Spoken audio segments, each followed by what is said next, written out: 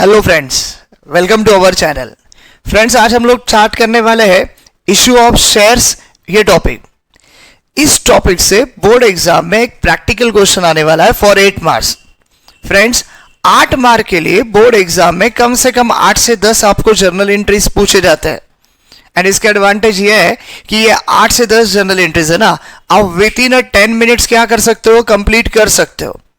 तो issue of shares ये board exam के पॉइंट ऑफ व्यू से अगर हम लोग सोचे तो एक ऐसा टॉपिक है जो आपको कम से कम टाइम में ज्यादा से ज्यादा मार्क्स मिला के देगा। अभी अगर हम लोग कम से कम टाइम में ये क्वेश्चन सॉल्व करते हैं तो बचा हुआ जो टाइम है जो हमने सेव किया वो हम लोग यूटिलाइज कर सकते हैं ऐसे टॉपिक्स में जहां पे हमको फॉर्मेट ड्रॉ करने होते हैं, जहां पे हम लोग को बहुत सारे कैलकुलेशंस करने होते हैं, जैसे कि final account, not for profit organisation, admission, dissolution. ऐसे जगह पे हम लोग यहां पे सेव किया हुआ टाइम यूटिलाइज कर सकते हैं।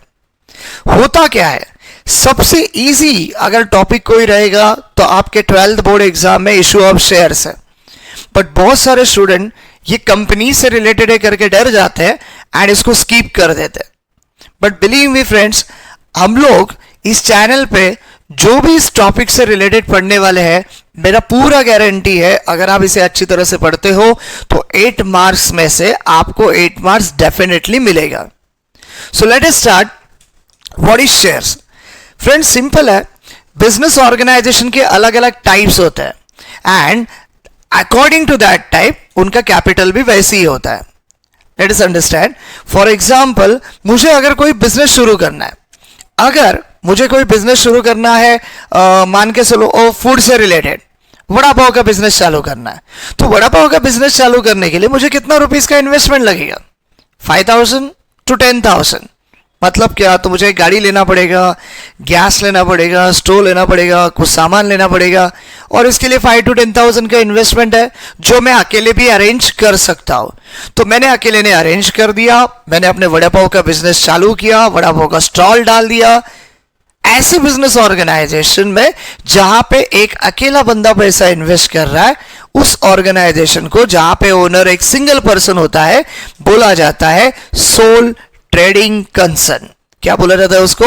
सोल ट्रेडिंग कंसर्न, जहां पे बहुत कम अमाउंट ऑफ कैपिटल का रिक्वायरमेंट होता है।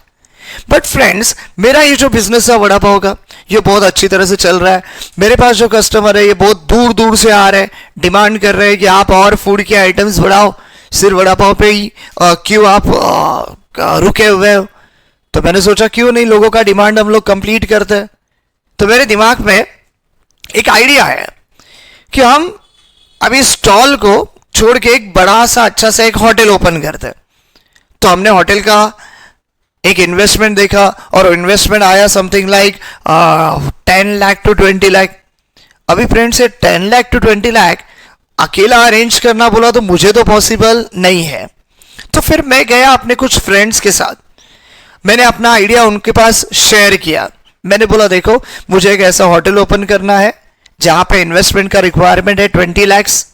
मैं अकेला तो 20 लाख्स अरेंज नहीं कर सकता हूं, बट अगर हम 10 लोग मिलके एक ऐसा होटल चालू करते हैं जहां पे इंडिविजुअली 2 लाख रुपीस इन्वेस्ट करना पड़े, तो हम इजीली 20 लाख अरेंज करके होटल अपना स्टार्ट कर सकते हैं, जहां पे हम सारे के सारे ओनर्स रहेंगे। तो मेरे दोस्त ने एग्री किया, वो लोग रेडी हो गए, हर एक ने 2-2 लाख रुपए लाया और हमने होटल क्या किया, स्टार्ट किया। तो फ्रेंड्स, ऐसा बिजनेस ऑर्गेनाइजेशन जहां पे ओनर 2 और मोर देन 2 पर्संस होते हैं एंड जिनका मेन मोटिव होता है टू अर्न ए प्रॉफिट, ऐसे ऑर्गेनाइजेशन को बोला जाता है पार्टनरशिप फर्म। तो हमने 20 लाख इन्वेस्ट किया, होटल स्टार्ट किया एंड फॉर्चुनेटली वो होटल भी अच्छा चल रहा है। लोगों का डिमांड बढ़ते गया, बढ़ते गया। ना वो अभी हमने दिमाग में लगाया कि क्यों ना अभी एक बड़ा सा 5 स्टार होटल हम लोग स्टार्ट करें, एंड हमने R&D चालू किया। 5 स्टार होटल स्टार्ट करने की बात जब हमारे दिमाग में आई तो सबसे इंपॉर्टेंट क्वेश्चन मार्क था कैपिटल। कितना कैपिटल लगेगा? तो हमने सारी चीजें कैलकुलेट कर ली और हमको दिखाई दे रहा है कि हमको 10 करोड़ रुपीस का क्या है, रिक्वायरमेंट है। कितना? 10 करोड़। नाउ ये 10 करोड़ अरेंज कहां से करने का? हम कितने जन है? 10 जन। 10 जन बोला तो एक एक को 1 करोड़ अरेंज करना पड़ेगा, which is not possible for us. तो फिर करना क्या है? ड्रीम तो है हमारा बड़ा होटल 5 स्टार ओपन करना है, बट पैसा नहीं है। तो ऐसे केस में क्या करना है? तो ऐसे केस में हम हमारे ऑर्गेनाइजेशन को कंपनी में फॉर्म करेंगे। क्या होता है कंपनी? कंपनी एक ऐसा ऑर्गेनाइजेशन होता है जिसका कैपिटल जो है वो कैपिटल ह्यूज अमाउंट का होता है। एंड जनरली ये कैपिटल कंपनी कलेक्ट करता है ना ही 1-2 पर्सन से, कंपनी कलेक्ट करता है लाखों लोगों से, एक आम पब्लिक से कलेक्ट करता है। कैसे कलेक्ट करता है? Bye issuing it's shares. Bye issuing it's shares मतलब क्या? तो वेरी सिंपल, कंपनी अपना ओनरशिप पब्लिक के साथ क्या करता है? शेयर करता है। मतलब कंपनी अपना ओनरशिप पब्लिक को बेचता है। किसके सोर्स में? शेयर्स के सोर्स में। किसके सोर्स में? शेयर्स के सोर्स में। क्या होता है share? Share is nothing but A small part of total capital of the company. देखो फ्रेंड्स, हमारा रिक्वायरमेंट कितने का था? 10 करोड़ का था। अकेले को अरेंज करना पॉसिबल नहीं है, 10 जन को अरेंज करना पॉसिबल नहीं है। बट अगर 10 करोड़ का कैपिटल मैं 1 करोड़ लोगों से ले रहा हूं तो हर पब्लिक को कितना रुपीस देना पड़ेगा? सिर्फ 10 रुपीस। कितना देना पड़ेगा? सिर्फ 10 रुपीस। तो मैंने जो 10 करोड़ के कैपिटल को एक छोटे से पार्ट में 10 रुपीस में जो कन्वर्ट किया ना, that 10 rupees of part is called as what? Share. So what is share? Share is nothing but what? A small part of total capital of the company. ये शेयर कैपिटल कंपनी का एक ऐसा capital होता है ना जो company के पास हमेशा के लिए टिका हुआ रहता है। तो कंपनी वैसे अलग अलग तरीके से कैपिटल कलेक्ट करता है, बट जो शेयर बेच के कैपिटल कलेक्ट होता है उसे बोला जाता है शेयर कैपिटल। तो late us understand what is share. तो शेयर का मीनिंग अगर हम लोग देखेंगे तो शेयर का मीनिंग क्या है फ्रेंड्स? देखो, a joint stock company collects huge capital through the issue of shares. कैसे कलेक्ट करता है कंपनी? कंपनी कलेक्ट करता है अपना ह्यूज अमाउंट ऑफ कैपिटल अपने कंपनी का शेयर्स बेच के। Then share capital is the own capital of the company and remain permanently with the company. Share capital ये ओन कैपिटल होता है। फिर और एक कैपिटल क्या होता है सर? अगर ये ओन कैपिटल है तो दूसरा कैपिटल क्या रहेगा? दूसरा कैपिटल होता है बोरोड कैपिटल। क्या होता है दूसरा कैपिटल? बोरोड कैपिटल, जो कंपनी कलेक्ट करता है bye issuing it's debenture. Debenture बेच के जो कैपिटल कलेक्ट होता है ना, उसे बोला जाता है बोरोड कैपिटल। बैंक से, फाइनेंशियल इंस्टीट्यूशन से लोन लेके जो अमाउंट कलेक्ट होता है उसे बोला जाता है बोरोड कैपिटल। हमको ध्यान में रखना है कि शेयर क्या होता है? Share is our own capital. Friends, ये जो थ्योरी है ये थोड़ा सा ध्यान में रखो बिकॉज ऑब्जेक्टिव में आपको इसका फायदा हो सकता है। Next, capital means the amount of capital collected by issuing what? Shares. Capital, share capital का सिंपल मीनिंग है। शेयर कैपिटल क्या होता है? शेयर कैपिटल वो कैपिटल होता है जो आप शेयर बेच के कलेक्ट करते हो, that is share capital. Simple है। And the total capital is divided into small part। आपका मैंने बोला ना 10 करोड़ रुपए का कैपिटल जो है वो छोटे छोटे पार्ट में क्या होता है? डिवाइड होता है। तो मैंने बोला 10 करोड़ का अगर हम लोग 10 रुपीस के हिसाब से डिवाइड करेंगे तो 1 करोड़ शेयर्स होते हैं। एक शेयर का प्राइस कितना है? 10 रुपीस। तो 1 करोड़ का कितना होगा? 10 करोड़। तो देखो, आपको ऐसा कंपल्सन नहीं है कि भाई 10 करोड़ कैपिटल है, 1 करोड़ शेयर्स है तो आप सारे के सारे जो अमाउंट है लाख रुपए का खरीदो, 10 लाख का खरीदो, 50 लाख का खरीदो, कोई जरूरत नहीं है। आपके पास अगर 10 रुपए है ना, आप 1 शेयर खरीदो तो भी चलेगा। एंड फ्रेंड्स, आपको मालूम है जब आप कंपनी के शेयर परचेस करते हो ना तो आपको बोला जाता है शेयर होल्डर। क्या बोला जाता है? Share holder. And share holder is a real owner of the company. Share holder जो है ना, ये कंपनी के ओनर होते हैं। तो कल अगर आपके पास पैसा रहेगा, रिलायंस कंपनी के 2 शेयर आपने खरीदे, भले 1000 रुपीज देखे, तो आप अपना कॉलर टाइट करके बोल सकते हैं कि I am the owner of Reliance company. और है ना, आपको कोई भी अपोज नहीं कर सकता है। क्यों? क्योंकि आपने रिलायंस कंपनी के शेयर खरीदे, आप रिलायंस कंपनी के शेयर होल्डर हो and shareholders are real owner of the company. यही बोला है। देखो आगे, आगे बोला है the person who purchase share is called as shareholder of the company and shareholders are real owner of the company. Now यही शेयर जो है ना वो दो पार्ट में डिवाइड किया गया. शेयर्स आपका दो पार्ट में डिवाइड किया गया. एक है आपका इक्विटी शेयर्स एंड दूसरा है आपका प्रेफरेंस शेयर्स. फ्रेंड्स मैं आपको शॉर्टकट में बताता हूं कि इक्विटी क्या होता है और प्रेफरेंस क्या होता है. अगर हम लोग एक एग्जांपल लेना तो ये जो इक्विटी शेयर्स है ना ये एक सौतेले बेटे की तरह होता है और प्रेफरेंस शेयर जो है ना ये एक सगे बेटे की तरह होता है. मतलब क्या, मतलब सिंपल फंडा है. देखो इसको प्रेफरेंस शेयर इसलिए बोला जाता है ना बिकॉज इसको एज कंपेयर टू इक्विटी कुछ एक्स्ट्रा इंपॉर्टेंस, एक्स्ट्रा प्रेफरेंसेस दिए गए हैं. That's why this share is called as what, preference share. और ये बेचारा कैसा है, ये बेचारा ऑर्डिनरी है भाई, तुमको जो मिला है उसमें खुश रहने का. तो इसलिए ये कैसा है, ये सौतेला है, इसके बहुत लाड़ प्यार होते हैं, ये सगा लड़का है. अभी लाड़ प्यार बोला तो क्या, वेरी सिंपल एग्जाम्पल लेने का रहेगा तो डिविडेंड. डिविडेंड क्या होता है मालूम है ना आपको, the income which is received on the investment of share is called as what, dividend. जैसे हम लोग बैंक में पैसा इन्वेस्ट करते हैं एफडी में, आरडी में, तो बैंक से हमको क्या मिलता है, बैंक से हमको मिलता है इंटरेस्ट. वैसे ही जब हम शेयर में पैसा इन्वेस्ट करेंगे ना तो वहां से मिलने वाले इनकम को बोला जाता है डिविडेंड. अब ये डिविडेंड जो है ना, इस सौतेले बेटे को जब ये डिविडेंड दिया जाएगा ना तो उसमें कंडीशन होता है. और वो कंडीशन क्या होता है मालूम है, देख भाई अगर कंपनी को प्रॉफिट हुआ तो तेरे को डिविडेंड मिलेगा, और वो भी कैसा, ज्यादा प्रॉफिट हुआ तो ज्यादा डिविडेंड, कम प्रॉफिट हुआ कम डिविडेंड, अगर प्रॉफिट बहुत ही कम है तो डिविडेंड मिलेगा भी नहीं. ऐसे ही सौतेले बेटे को बोला जाता है. बड़े सगा बेटा है, लाड़ प्यार तो होगा ही ना. इसके लिए क्या है मालूम है, कंपनी का प्रॉफिट बढ़ने दो या फिक्स होने दो, इनका जो डिविडेंड है ना वो फिक्स्ड है. एवरी ईयर उनको same amount of dividend company को देना ही है. फिर चाहे आपको प्रॉफिट बढ़ने दो या आपका प्रॉफिट कम होने दो. ये पहला प्रेफरेंस इसको दिया हुआ है. तो इक्विटी का डिविडेंड जो है ना वो फ्लक्चुएटिंग है, बट इनका डिविडेंड कैसा है, इनका डिविडेंड जो है वो फिक्स्ड है. ये पहला प्रेफरेंस. सेकेंड प्रेफरेंस अगर हम लोग देखने की कोशिश करेंगे तो जब कंपनी बंद होता है, कंपनी जब बंद होता है, शट डाउन होता है, तो कंपनी के सारे एसेट्स बेचे जाते हैं. बेच के जो पैसा आया उसमें से लाइबिलिटी सेटल किया जाता है. सारा लाइबिलिटी सेटल करने के बाद जब पैसा बचता है तो बचने के बाद सबसे पहला सेटलमेंट जो है वो इस सगे बेटे का किया जाता है. फिर अगर कोई पैसा बचता है तो फिर इस सौतेले बेटे को दिया जाता है. तो ऐसे अलग अलग कुछ प्रेफरेंसेस इसको दिए गए हैं, इसलिए इसे बोला जाता है प्रेफरेंस शेयर.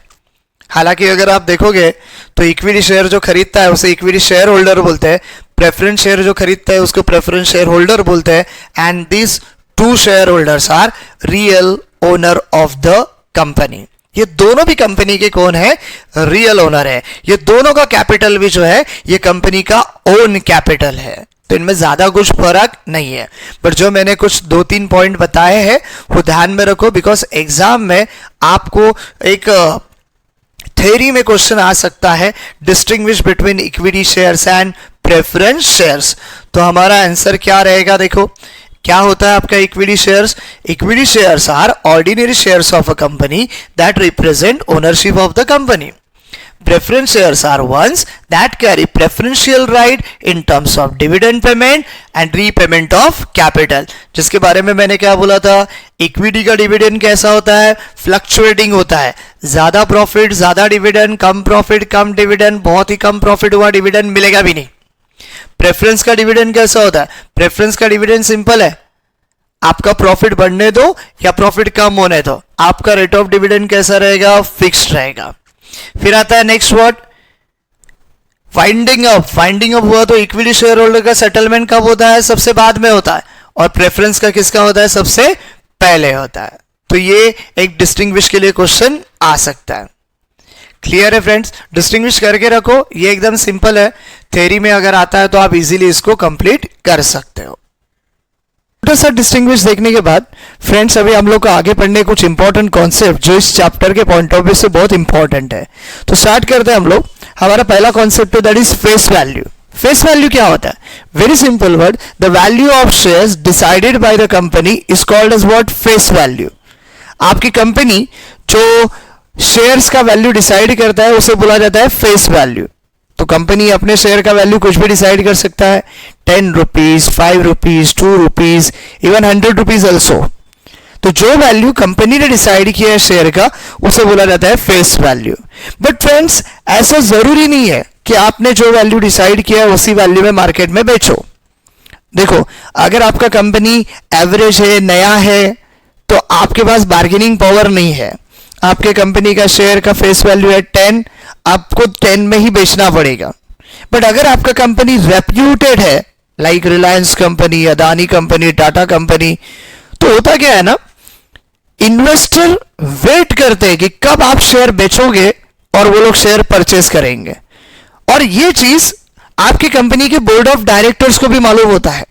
तो डायरेक्टर सोचते क्यों ना इस चीज का हम लोग एडवांटेज ले। तो ऐसे केस में डायरेक्टर्स 10 रुपीज का शेयर्स 15 में भी बेच सकते हैं। समझ में आ रहा है फ्रेंड्स?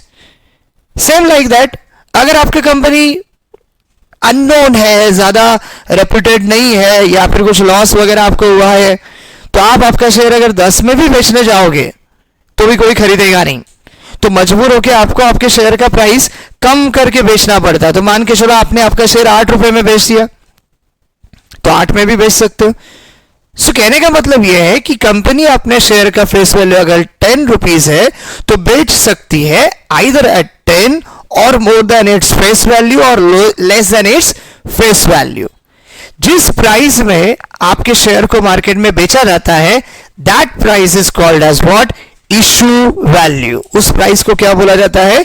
Issue value. तो इशू वैल्यू का सिंपल मीनिंग है friends, sale value of share is called as what? Issue value. और मैंने आपको क्या बोला, आपका ये जो इशू वैल्यू है, it may be equal to your face value, more than your face value और less than your face value. But देखो, अगर मोर देन फेस वैल्यू है तो उसे क्या बोला जाएगा? इक्वल टू फेस वैल्यू क्या रहेगा तो क्या बोला जाएगा? लेस देन फेस वैल्यू रहेगा तो क्या बोला जाएगा? ये भी तो हमको मालूम होना चाहिए ना। तो एक एग्जांपल लेते हैं, हमारे शेयर का फेस वैल्यू है 10 रुपीज और हम उसको बेच रहे हैं 3 अलग अलग पार्ट में। तो पहला हमने उसको बेचा 10 रुपीज में, तो हमारा फेस वैल्यू भी 10 है और हम लोग बेच भी कितने रुपए में रहे? 10 रुपीज में। तो इसका मतलब इसे बोला जाएगा इशूड एट पार। क्या बोला जाएगा इसको? Issued at par. So what is issued at par? जितना फेस वैल्यू है, सेम प्राइस में अगर आप शेयर को मार्केट में बेच रहे हो तो उसे बोला जाता है issued at par, where your face value is equal to issue value, और we can say what? Issue value is equal to face value. तो ये हो गया आपका पहला type of issue. Face value 10 है, इशू भी 10 में किया, क्या बोला जाएगा उसको? Issued at par. अच्छा, फिर मैंने क्या बोला था, अगर आपका कंपनी टाटा, अंबानी, रिलायंस जैसा है, अदानी जैसा है, तो आप आपके शेयर का प्राइस जितना भी है उससे ज्यादा प्राइस में भी क्या कर सकते हो? बेच सकते हो। तो अगर हमने हमारा शेयर बेचा है 15 रुपीज में, फेस वैल्यू 10 है, बट हम लोग मार्केट में बेच रहे हैं 15 रुपीज में, तो उसे बोला जाएगा इशूड एट प्रीमियम। क्या बोला जाएगा उसको? Issued at premium. तो क्या होता है issue at premium? Very simple, जब आप शेयर मार्केट में बेचते हो more than its face value, then it is called as issued at premium, where your face value is less than your issue value, और we can say what? Where your issue value is greater than your face value. तो क्या ध्यान में रखना है कि अगर हमारा शेयर हम फेस वैल्यू से ज्यादा प्राइस में मार्केट में बेच रहे हैं तो उसे हम लोग बोलेंगे इशूड एट प्रीमियम। वही मैंने तीसरे केस में क्या बोला था, अगर आपका कंपनी अननोन है, मार्केट में इतना अच्छा रेपुटेशन नहीं है, या फिर आपको लॉस हुआ है, तो जब आप आपका शेयर 10 रुपए में भी बेचने जाओगे तो कोई खरीदेगा नहीं, तो मजबूर होके हमको प्राइस कम करना पड़ता है। तो अगर हमारे शेयर का फेस वैल्यू है 10 और हम बेच रहे हैं उसको 8 रुपए में, तो उसे बोला जाएगा इशूड एट डिस्काउंट। क्या बोला जाएगा उसको? Issued at discount. तो इशूड एट डिस्काउंट का मतलब क्या है? फेस वैल्यू जितना है उससे कम प्राइस में हमने क्या किया? शेयर को मार्केट में बेचा। So we can say what? We can say where our face value is greater than our issue value. So these 3 types are very important from our journal entries point of view. तो क्या है friends, वापस एक बार ध्यान में रखो, face value क्या होता है, वो वैल्यू जो कंपनी अपने शेयर्स का डिसाइड करता है। इशू वैल्यू क्या होता है, वो वैल्यू जिस वैल्यू में कंपनी अपने शेयर को मार्केट में बेचता है, दैट इज इशू वैल्यू। फिर क्या देखा हमने, अगर हमारा फेस वैल्यू 10 रुपीज है, बेचा भी हमने 10 रुपीज में, उसे बोला जाएगा issued at par.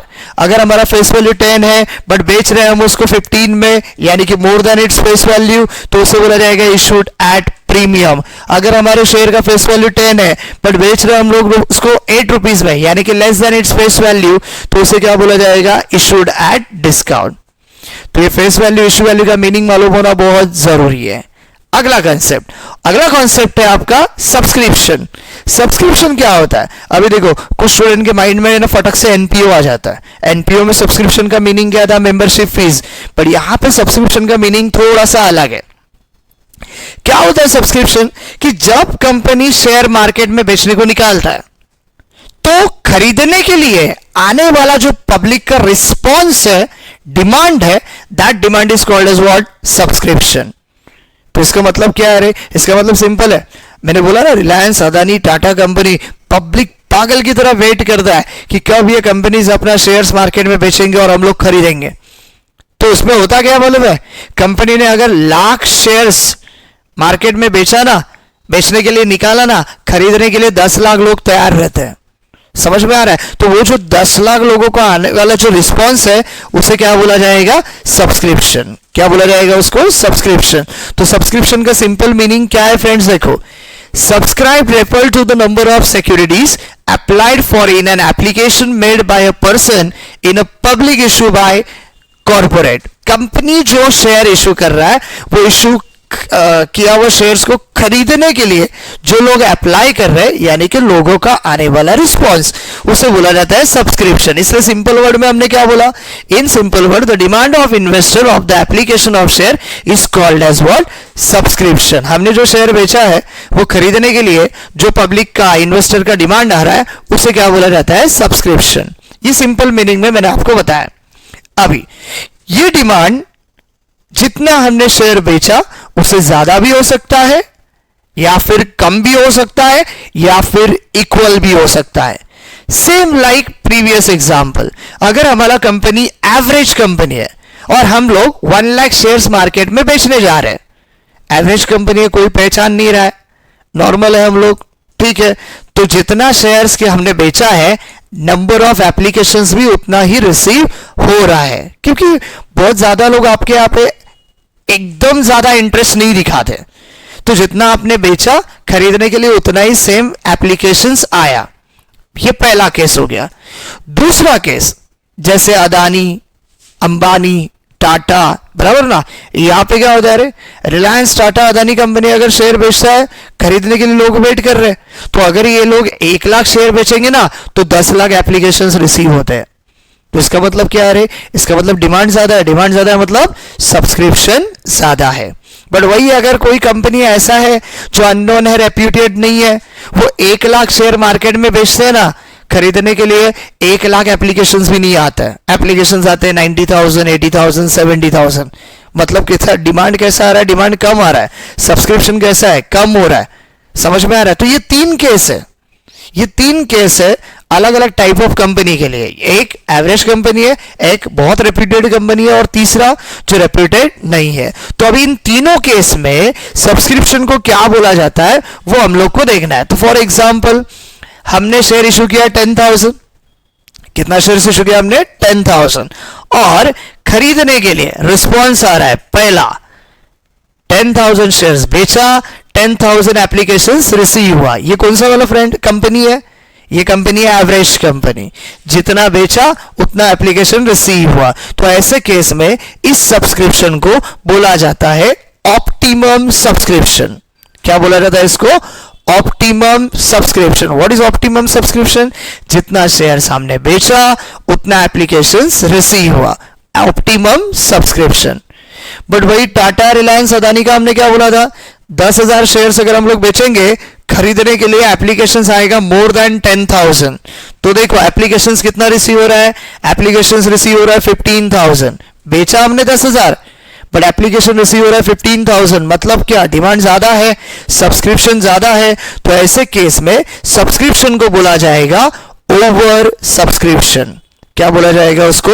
Over subscription. And third example, जो कंपनी रेप्यूटेड नहीं है, जो लॉस में जा रहा है, ऐसे केस में अगर हम लोग 10,000 शेयर इशू कर रहे हैं तो एप्लीकेशन रिसीव हो रहा है लेस देन 10,000, यानी कि सिर्फ 8,000 एप्लीकेशन रिसीव हो रहा है, यानी कि डिमांड और सब्सक्रिप्शन क्या है, कम है या ज्यादा है? यस, कम है। कम है तो उसे क्या बोलेंगे हम लोग? कम है तो उसे बोलेंगे हम लोग अंडर सब्सक्रिप्शन। ऐसे 3 टाइप ऑफ सब्सक्रिप्शन होते हैं, जितना शेयर इशू किया उतना एप्लीकेशन रिसीव हुआ, ऑप्टिमम सब्सक्रिप्शन। जितना शेयर इशू किया उससे ज्यादा एप्लीकेशन रिसीव हुआ, ओवर सब्सक्रिप्शन। जितना शेयर इशू किया उससे कम एप्लीकेशन रिसीव हुआ, अंडर सब्सक्रिप्शन। ये 3 टाइप ऑफ सब्सक्रिप्शन फ्रेंड्स आपको अच्छी तरह से ध्यान में रखना है, बिकॉज इन अलग अलग टाइप से जर्नल एंट्रीज भी क्या होगा? अलग अलग होगा। डन। नेक्स्ट आते हैं शेयर कैपिटल स्ट्रक्चर में। शेयर कैपिटल स्ट्रक्चर कैसा होता है ये अच्छी तरह से समझ के रखो, just for knowledge purpose. Exam में आएगा तो भी ऑब्जेक्टिव में आएगा, उस 8 मार्क के प्रैक्टिकल क्वेश्चन में आने का चांसेस बहुत कम है। सो what is share capital structure? देखो फ्रेंड्स, हमने 5 स्टार होटल ओपन किया था, तो 5 स्टार होटल ओपन करने के लिए हमने क्या किया? हमारे ऑर्गेनाइजेशन को कंपनी में कन्वर्ट किया, और कंपनी बोला तो कंपनी अपना ओनरशिप यानी कि शेयर मार्केट में बेचेगा और पब्लिक से पैसा क्या करेगा? जमा करेगा, बराबर है ना? बट पब्लिक से पैसा जमा करेगा तो कितना जमा करेगा? मैक्सिमम अमाउंट कितना होना चाहिए, वो भी तो इंपॉर्टेंट है ना। ऐसा तो नहीं कि हमारे होटल के लिए इन्वेस्टमेंट का जरूरत है 10 करोड़ का और हम लोग पब्लिक से ले रहे हैं 100 करोड़ रुपीस, तो ये क्या हो जाएगा? ये फ्रॉड होगा ना। तो ऐसा नहीं होना चाहिए, इसलिए हमारे इस प्रोसीजर के ऊपर है ना, register of company central government का एक प्रॉपर कंट्रोल होता है। वो क्या बोलता है? आपके कंपनी का डिटेल्स हो, बताओ आप क्या करना चाहते हो, आपका कितना एस्टिमेटेड कॉस्ट है, आपका कितना एस्टिमेटेड कैपिटल का रिक्वायरमेंट है, एंड फिर वो लोग डिसाइड करते हैं कि आपका मैक्सिमम अमाउंट ऑफ कैपिटल कितना रहेगा। समझ में आ रहा है? उससे ज्यादा हम लोग पैसा रिसीव नहीं कर सकते, उससे ज्यादा शेयर्स हम लोग मार्केट में नहीं बेच सकते। समझ में आ रहा है? हाँ, आगे चल के ऐसा चांसेस हुआ कि हम लोग हमारे बिजनेस को एक्सपांड कर रहे हैं और एक्सपांशन के लिए कैपिटल का रिक्वायरमेंट है, आप दोबारा सेंट्रल गवर्नमेंट आरओसी के पास अप्लाई कर रहे हो, तो कुछ प्रोसीजर होता है, वो प्रोसीजर कंप्लीट करने के बाद आपको आपका कैपिटल बढ़ाने का परमिशन मिलता है। पर इनिशियली ऐसा होता नहीं है।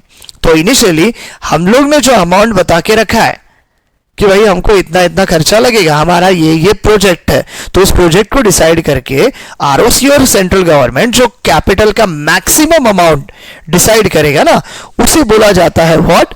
रजिस्टर्ड, ऑथोराइज और नॉमिनल कैपिटल। क्या बोला जाता है उसको? रजिस्टर्ड, ऑथोराइज और नॉमिनल कैपिटल। तीनों का मीनिंग फ्रेंड्स क्या है? Same. Registered capital, authorise capital, nominal capital. क्या होता है ये? मैक्सिमम अमाउंट ऑफ कैपिटल जो हम लोग क्या कर सकते हैं? इश्यू कर सकते हैं, but not more than that. Authorise capital, registered capital, nominal capital. तो अभी फ्रेंड्स एक सिंपल एग्जांपल लेते हैं। ये देखो, हम लोग को है ना 1 लाख शेयर मार्केट में बेचने का। कितना बेचने का हम लोग को शेयर्स? 1 लाख, बराबर है। तो ऐसा जरूरी नहीं है कि आप सारे के सारे 1 लाख शेयर आज के आज ही बेचो। मैं क्या करेगा? मुझे कैपिटल का कितना रिक्वायरमेंट है, मैं उस हिसाब से शेयर को मार्केट में बेच सकता हूं। मेरे को आरओसी ने क्या बोला? भाई आप मैक्सिमम 1 लाख शेयर बेच सकते हो। आपके शेयर का फेस वैल्यू अगर 10 रुपए है तो 1 लाख इंटू 10 लाख आपका ऑथोराइज कैपिटल होगा, उससे ज्यादा आप पैसा रिसीव नहीं कर सकते, तो आप 1 लाख शेयर मार्केट में बेच सकते हो। तो मैंने सोचा कि अभी मुझे इतना पैसे का जरूरत नहीं है, अभी मुझे थोड़ा सा कम पैसे का जरूरत है, तो क्यों ना मैं 1 लाख में से कुछ शेयर्स बेचूं, बाकी बचे हुए शेयर रख दूं, ताकि फ्यूचर में जब मुझे पैसे का रिक्वायरमेंट रहेगा तब मैं उसको मार्केट में बेच सकूंगा। तो मैंने क्या किया? आउट ऑफ 1 लाख 60,000 शेयर जो है ना वो मार्केट में बेच दिया। तो जितना शेयर्स मैंने मार्केट में बेचा है उसे बोला जाएगा इशूड कैपिटल। क्या बोला जाएगा उसको? Issued capital. तो 1 लाख में से 60,000 शेयर्स मैंने मार्केट में बेचा, 40,000 अभी भी बेचने का क्या है? बाकी है, तो उसे बोला जाएगा अनइशूड कैपिटल। क्या बोला जाएगा उसको?